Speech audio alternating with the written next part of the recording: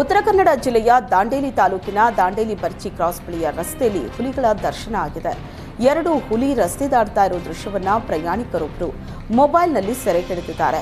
ಪ್ರಯಾಣಿಕರು ಕಾರಲ್ಲಿ ತೆರಳುತ್ತಾ ಇದ್ದಾಗ ಏಕಾಏಕಿ ಹುಲಿಗಳು ಕಂಡು ಪ್ರಯಾಣಿಕರು ಆತಂಕಕ್ಕೆ ಒಳಗಾದರು.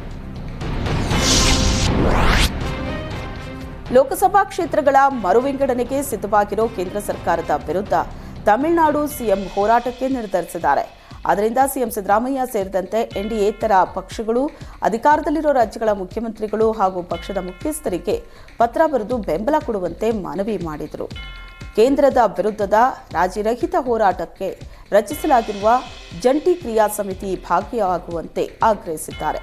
ಬಿಜೆಪಿಯೇತರ ಸರ್ಕಾರಗಳು ಅಧಿಕಾರದಲ್ಲಿರೋ ಕರ್ನಾಟಕ, ಕೇರಳ, ಪಂಜಾಬ್, ಒಡಿಶಾ, ಪಶ್ಚಿಮ ಬಂಗಾಳ, ತೆಲಂಗಾಣದ ಮುಖ್ಯಮಂತ್ರಿಗಳು ಹಾಗೂ ಪಕ್ಷದ ಮುಖ್ಯಸ್ಥರಿಗೆ ಸ್ಟಾಲಿನ್ ಪತ್ರ ಬರೆದಿದ್ದಾರೆ. ಚೆನ್ನೈನಲ್ಲಿ ಮಾರ್ಚ್ 22ರಂದು ಈ ಸಂಬಂಧ ಜಂಟಿ ಕ್ರಿಯಾ ಸಮಿತಿ ಸಭೆ ನಡೆಸುವ ಪ್ರಸ್ತಾಪ ಮುಂದಿಟ್ಟಿದ್ದಾರೆ. ರಾಷ್ಟ್ರೀಯ ಶಿಕ್ಷಣ ನೀತಿಯನ್ನ ಹಿಂದಿ ಹೇರಿಕೆ ಅಂತ ಟೀಕಿಸಿದ್ದ ತಮಿಳುನಾಡು ಸಿಎಂ ಸ್ಟಾಲಿನ್ಗೆ ಕೇಂದ್ರ ಗೃಹ ಸಚಿವ ಅಮಿತ್ ಶಾ ಸವಾಲೆಸೆದಿದ್ದಾರೆ. ರಾಜ್ಯದಲ್ಲಿ ಇಂಜಿನಿಯರಿಂಗ್ ಮತ್ತು ವೈದ್ಯಕೀಯ ಶಿಕ್ಷಣವನ್ನ ತಮಿಳಿನಲ್ಲೇ ನೀಡುವಂತೆ ಸಲಹೆ ನೀಡಿದ್ದಾರೆ. ಚೆನ್ನೈನ ಕೇಂದ್ರೀಯ ಕೈಗಾರಿಕಾ ಭದ್ರತಾ ಪಡೆಯ 56ನೇ ವರ್ಷಾಚರಣೆ ಕಾರ್ಯಕ್ರಮದಲ್ಲಿ ಮಾತನಾಡಿದ ಅಮಿತ್ ಶಾ, ಕೇಂದ್ರದ ನರೇಂದ್ರ ಮೋದಿ ಸರ್ಕಾರ ಕೇಂದ್ರೀಯ ಸಶಸ್ತ್ರ ಪೊಲೀಸ್ ಪಡೆ ಆಕಾಂಕ್ಷಿಗಳು ಸ್ಥಳೀಯ ಭಾಷೆಯಲ್ಲೂ ಪರೀಕ್ಷೆ ಬರೆಯೋದಕ್ಕೆ ಅವಕಾಶ ಮಾಡಿಕೊಟ್ಟಿದೆ. ಈ ಮೂಲಕ ತಮಿಳುನಾಡಿನ ಆಕಾಂಕ್ಷಿಗಳು ತಮಿಳಿನಲ್ಲೂ ಪರೀಕ್ಷೆ ಬರೆಯಬಹುದಾಗಿದೆ ಅಂದರು.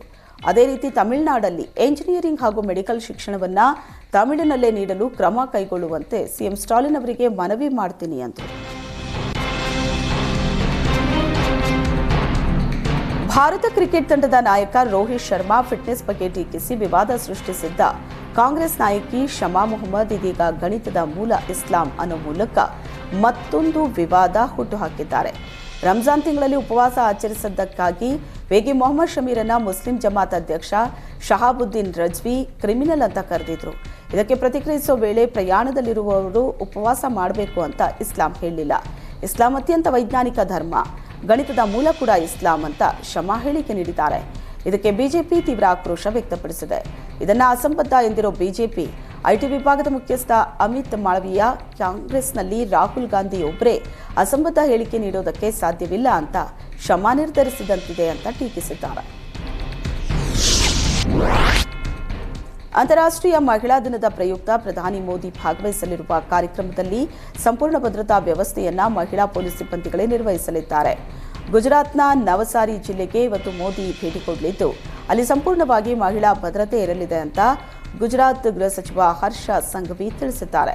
ಭಾರತದ ಇತಿಹಾಸದಲ್ಲಿ ಮೊದಲ ಬಾರಿಗೆ ನವಸಾರಿಯ ವನ್ಸಿ ಬೋರ್ಸಿ ಗ್ರಾಮದಲ್ಲಿರೋ ಹೆಲಿಪ್ಯಾಡ್ಗೆ ಪ್ರಧಾನಿ ಆಗಮಿಸೋದ್ರಿಂದ ಹಿಡಿದು ಕಾರ್ಯಕ್ರಮದ ಮುಕ್ತಾಯದ ತನಕ ಸಂಪೂರ್ಣ ಭದ್ರತಾ ವ್ಯವಸ್ಥೆಯನ್ನ ಮಹಿಳಾ ಪೊಲೀಸರು ಮಾತ್ರ ನಿರ್ವಹಿಸಲಿದ್ದಾರೆ.